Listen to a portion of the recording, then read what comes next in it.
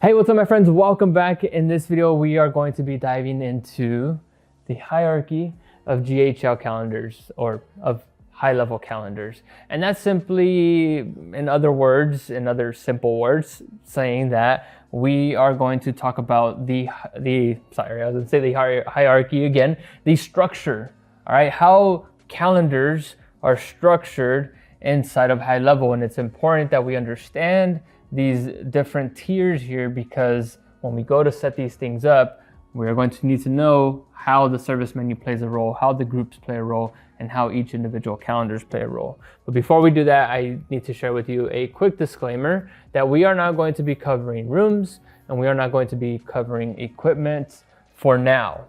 And if you're not seeing any of these, this option or even this option right here, don't worry, we're going to turn those things on. You have to turn that on inside of our settings.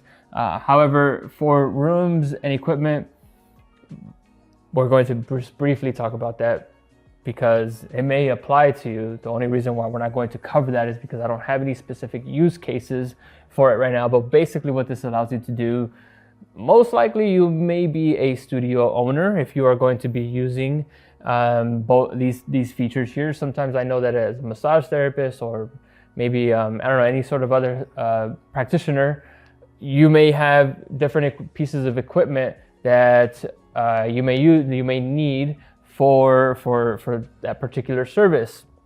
And so what basically this allows you to do is it allows you to set up specific rooms that are used for particular services. It allows you to set up specific pieces of equipment that are specific for that particular service. And depending on whether you have that equipment available, or maybe it's broken down, or maybe a room that is not available or available, it's going to block off your calendar based off of the availability of that particular room or that particular piece of equipment. So if it's not available, then people are not going to be able to book that. So it just allows for additional limitations to the availability on your calendar. Again, if you have any questions on this, or if you want to explore this, if this applies to you, feel free to ask questions. Feel free to drop it in the group and we can explore this one together. All right, so back to the hierarchy of high-level calendars. And I'm going to break it down to you like this, because we have first here at the top, we have our service menu. If we go over here to the high-level dashboard, we have our service menu. We have number one. I'm going to order these in the order of importance. For your one-on-one services, the service menu only applies to your one-on-one services. And that's going to be the one that is at the top. As you can see here, that one is the most important one, the one that houses all of your services and all of your category types, which we'll dive into a little bit deeper. And then you have your groups, which is number two, and then you have your calendars. All right, so I'll break it down to you like this. We have our service menu, we have our groups. This is going to be otherwise known as your service types, let's do categories. And this is going to be like your services. And then these calendars down here are going to be your service types. And they work like this. So for every calendar that you create, which we are going to be creating multiple calendars for your service types, I believe maybe a total of 9 or 8 calendars that we are going to create in this module. But let's say this one here is for a 90-minute massage.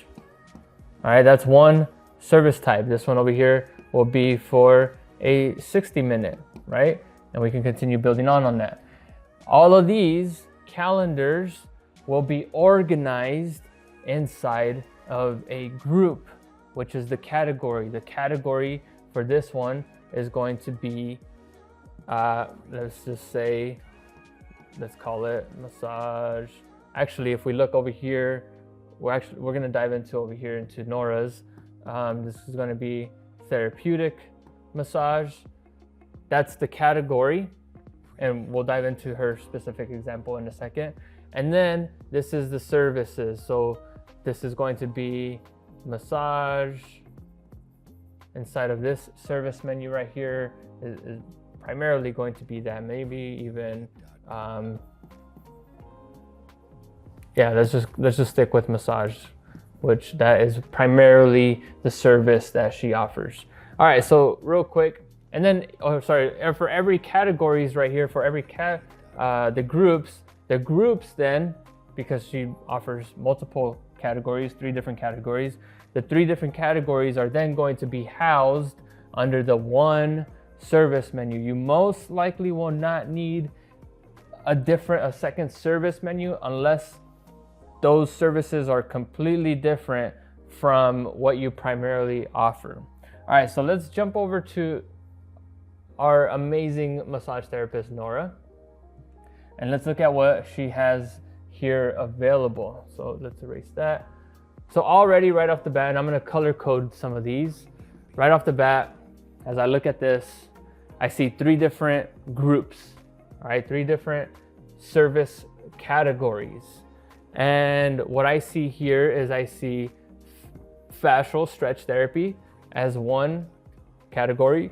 Excuse me. I see FST, oops, let's change the color of this. I see FST massage, a different category there. And then I see therapeutic massage. And you can also see that for each one of these groups, each one of these categories, so for therapeutic massage, she has 3 different service types. She has a 120-minute, she has a 90-minute, and she has a 60-minute. Those are the 3 different calendars. So 3, 4, 5, 6. 6 different calendars actually that we'll create here. All right, so she has the 120-minute. Again, these will align with what we got here. We can even just zoom out here for a little bit. So those will be these down here, the 90-minute, the 60-minute. And we have 3 different, for the therapeutic massage, we have 3 different categories. So right now, 3 categories. And then under those 3 categories, she has a 120-minute, she has a 90-minute, and then she has a 60-minute. Under, this is under, let me redo this again, 3 categories. And then this one's going to be for therapeutic massage. So that's category number 1. And now for category number 2, she has FST plus massage. All right, and so under that, she has a 120-minute, and then she has a 90-minute. And the last one, she has number 3, which is going to be fascial stretch. And then she has just one 60-minute for this one. So in total, so far we have 1, 2, 3, 4, 5, 6 different calendars that we are going to create for each one of these. And we have 1, 2, 3 groups, 3 categories for each one of her services. And then every single one of these are going to live under the one service menu. All right, so to organize this just a little bit more, I am going to break it down like this. For our service menu, we're going to call this RX Therapeutics. That's going to be the name of our service menu. And then under our service menu, we have we've already identified 3 different groups, right?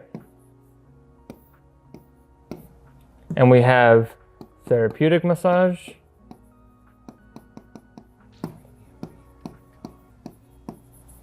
we have FST plus massage, and then we have stretch.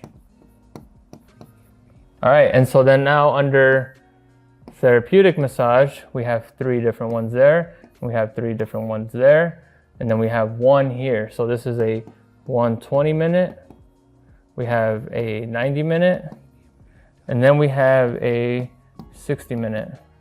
Same thing over here, 120, 90, and then a 60-minute. And then over here, we just have a 60-minute. So that is right there in itself, 1 service menu that we are going to create. We have 1, 2, 3 different groups because we have 3 different categories that we are going to create. And then we have 1, 2, 3, 4, 5, 1, 2, 3, 4, 5, 6, 7. How many services did we have? 1, 2, 3, 4, 5, 6. Oh, sorry. So this one, FST, did not have a 60-minute. Okay, so we are only going to be creating 1, 2, 3, 4, 5, 6 different service calendars for the RX Therapeutics menu. All right, my friends, and in the order that I listed over here, or the order of the hierarchy that you see here, this is the order in which we are going to want to create these. Now, it's not definite. You can come in here and adjust these things if you wanted to start off with groups or with calendars. However, this is the way that I recommend that you do that, only because as we build along the way, it's going to ask for certain things that you need to have had already done in order for you to, let's say, for example, in calendars, it's going to ask you for things that have needed to be done in the service menu section before you do the calendar. So again, it's just best that you follow the order of the service menu, the groups, and the calendars. Remember this though, that for the service menu only applies if you are offering one-on-one services. It does not apply for your other calendars, which are going to be let's go to calendars, and let's create a calendar. It's not going to apply to your simple calendar. It's not going to apply to your round robin calendar, and it's not going to apply to your class booking calendar. It's only going to apply for your services, for people to book your services, for you to show your service menu. All right, my friends, that is basically it. Again, you only need to worry about the service menu if you are creating a list of services that are recurring, ongoing services. So think 60-minute Reiki sessions, 90-minute private sound bath, one-on-one past life regressions. All of those can be organized uniquely to each their own service category, aka group. Your groups come next. So now think, what is the category that is going to house each of my service types, each of my 90-minute Reiki session? What is the category that is going to house that? What is the name of that? And then you have your service menu, which are your service calendars, which are going to be specific to the type of booking. Again, the 90-minute session, the 60-minute, those are the specific service types. And so for most of you, you'll create a new service calendar for a 60-minute session or a 90-minute variation in service. All right, my friends, so if you have any questions, reach out or continue along this journey with us. Continue pushing through. I promise, if it hasn't came together just yet, we're gonna get there. All right, throughout the rest of this module, we're gonna start building all of this out. I'm gonna walk you through building out all of the calendars, connecting your Google Calendar, connecting any integrations, all the automations and the workflows to the calendars, so that you can start accepting people straight to your calendar now. All right, my friends, most likely I will explain all of this again, or I'll touch on it again throughout the rest of the videos, throughout the rest of the modules. So tie your boots, strap your shoelaces, or whatever you got to do to keep on going, because we got so much more to go, and I'm excited to share it all with you. All right, my friends, thank you so much for watching, and I'll catch you guys all in the next video.